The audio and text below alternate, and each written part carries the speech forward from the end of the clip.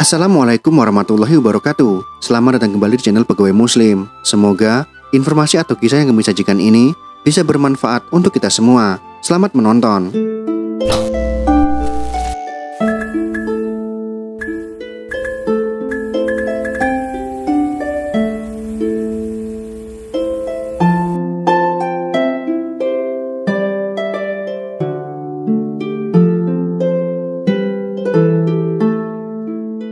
Langit Madinah sore itu menggurat jingga keemasan. Angin lembut gurun menari di sela-sela kurma yang mulai merunduk karena berat buahnya. Di sebuah rumah sederhana, Rasulullah Shallallahu Alaihi Wasallam duduk bersama para sahabatnya. Tatapan beliau dalam, menembus zaman. Kata-katanya mengalir pelan, penuh makna, seperti sumur yang dalam dan jernih, memantulkan bayangan masa depan yang tak bisa dilihat manusia biasa.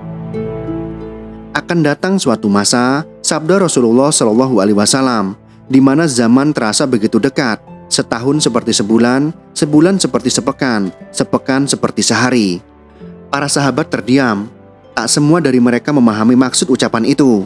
Tapi kini, di tahun 2025, umat manusia mulai menyadari, ramalan itu bukan hanya ucapan, tetapi sebuah kebenaran yang kini hidup di tengah-tengah kita.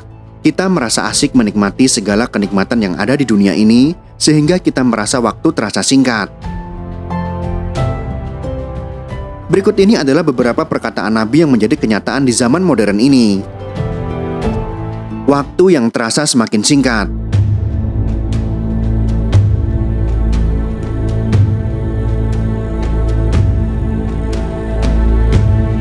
Hari ini dunia berputar lebih cepat, bukan secara fisik, tetapi secara persepsi. Tahun 2025 menampilkan wajah dunia yang hiruk-pikuk dengan manusia yang berpacu melawan waktu. Teknologi telah merampas ruang hening dari kehidupan.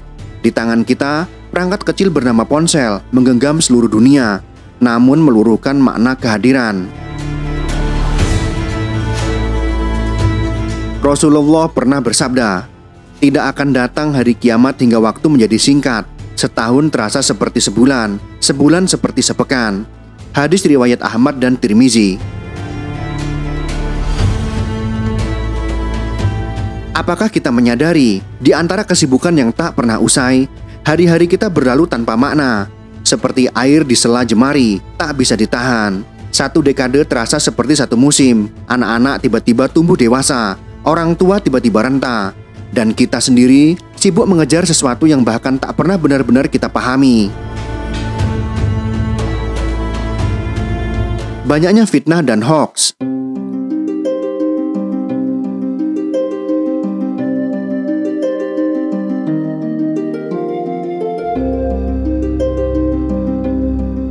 Nabi juga pernah bersabda, akan datang kepada manusia tahun-tahun penuh tipuan. Orang yang berdusta dianggap jujur, dan orang jujur dianggap berdusta. Pengkhianat dipercaya, dan orang yang amanah dianggap khianat. Hadis riwayat Ahmad.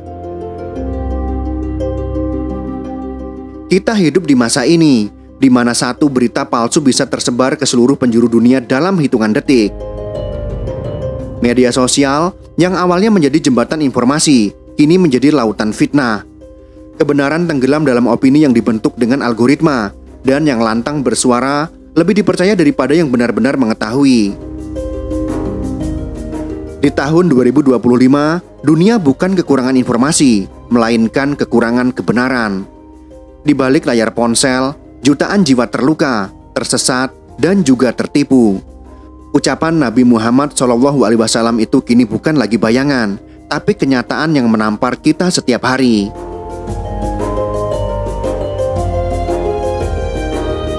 Munculnya pemimpin zalim dan dunia yang dikuasai kebatilan.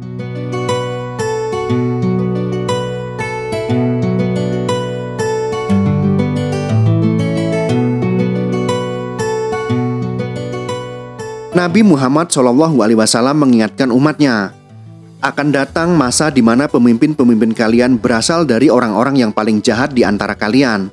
Hadis riwayat Bukhari dan Muslim dalam makna umum. Hari ini dunia menyaksikan krisis kepemimpinan global.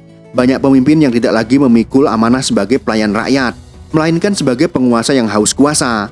Kekuasaan dipertahankan dengan fitnah, tipu daya, bahkan pertumpahan darah. Di satu sisi, manusia merindukan keadilan. Di sisi lain, kebatilan justru menjadi norma baru. Hukum tajam ke bawah, tumpul ke atas, dan umat Islam banyak yang terpinggirkan, dihina, ditindas, dan dianggap ancaman. Nabi Muhammad SAW telah memperingatkan, tapi kita juga yang lalai. Gedung-gedung pencakar langit di padang pasir.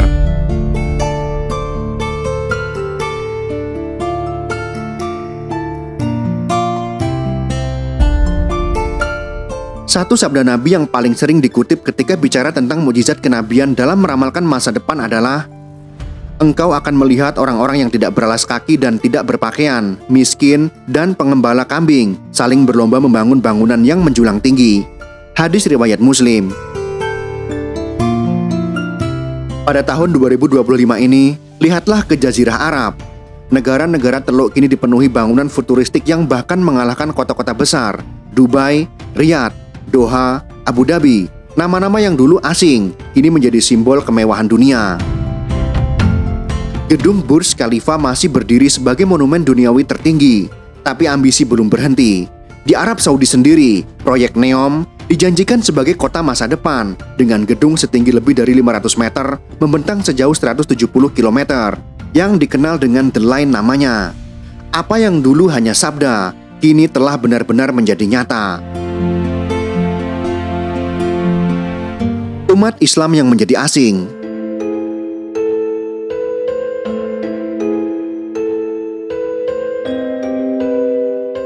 Nabi pernah berkata, Islam datang dalam keadaan asing dan akan kembali asing seperti awal datangnya. Maka beruntunglah orang-orang yang asing itu. Hadis riwayat Muslim. Di tahun 2025 ini, menjadi muslim yang taat bukan perkara mudah.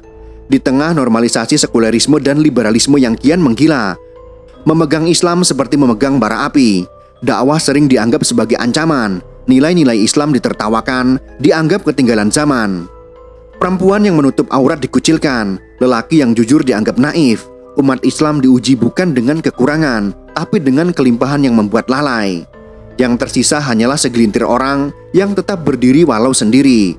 Mereka yang Nabi sebut sebagai gharib, yang asing namun beruntung.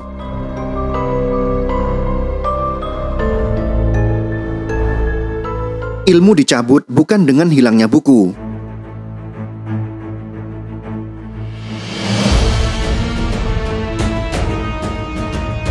Nabi pernah bersabda, "Sesungguhnya Allah tidak mencabut ilmu dengan mencabutnya dari dada para hamba, tetapi Allah mencabut ilmu dengan mewafatkan para ulama." Hadis riwayat Bukhari dan Muslim. Kini kita melihat satu persatu ulama pewaris Nabi meninggal dunia. Bukan hanya wafat secara fisik, tetapi juga secara spiritual. Banyaknya ilmuwan muslim yang pandai, namun takut menyampaikan kebenaran. Ilmu dijadikan komoditas. Tafsir Al-Quran bisa ditafsir ulang semau hati, demi kepentingan ideologi tertentu. Akibatnya umat bingung, tak tahu siapa yang harus diikuti. Banyak yang justru lebih percaya pada influencer dan tokoh viral daripada para alim yang tulus. Banyak masjid tapi kosong dari hidayah.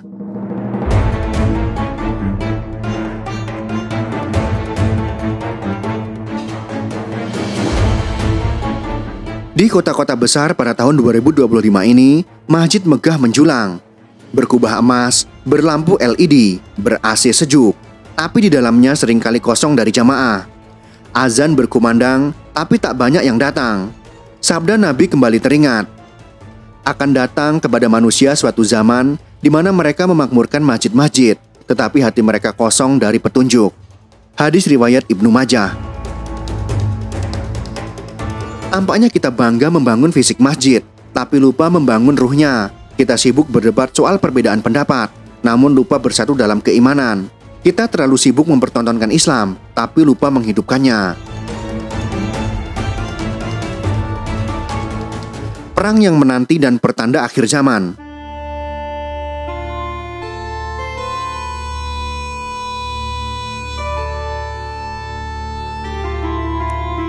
Banyak hadis Nabi yang menggambarkan tanda-tanda besar akhir zaman, seperti munculnya Dajjal, turunnya Isa Al-Masih, hingga perang besar di Syam atau Suriah, Irak dan sekitarnya. Sebagian tanda itu perlahan terlihat.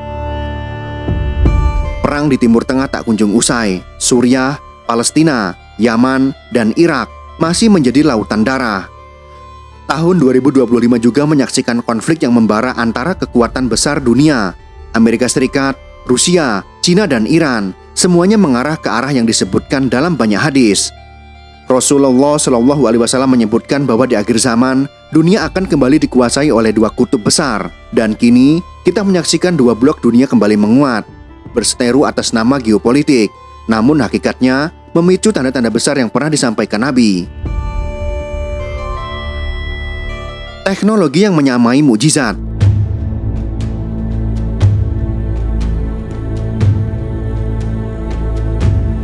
Apa yang kita lihat hari ini dengan kemajuan teknologi, dari AI, kecerdasan buatan, kendaraan otonom, manusia yang menjelajah ke Mars, semuanya telah disebutkan secara tersirat oleh Nabi sebagai bagian dari fitnah Dajjal yang datang membawa surga dan neraka yang sejatinya adalah tipu daya.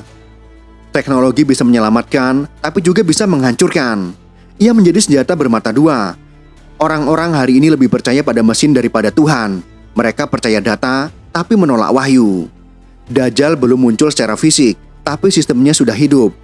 Matanya satu, yaitu layar yang kita tatap setiap hari. Kini tahun 2025 telah tiba.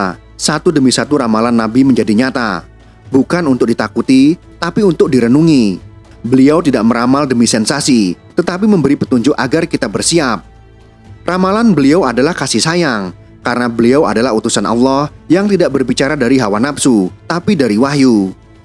Maka kita sebagai umatnya, jangan hanya menjadi penonton sejarah. Jadilah bagian dari cahaya itu, meskipun kecil, yang tetap menyala di tengah gelapnya dunia.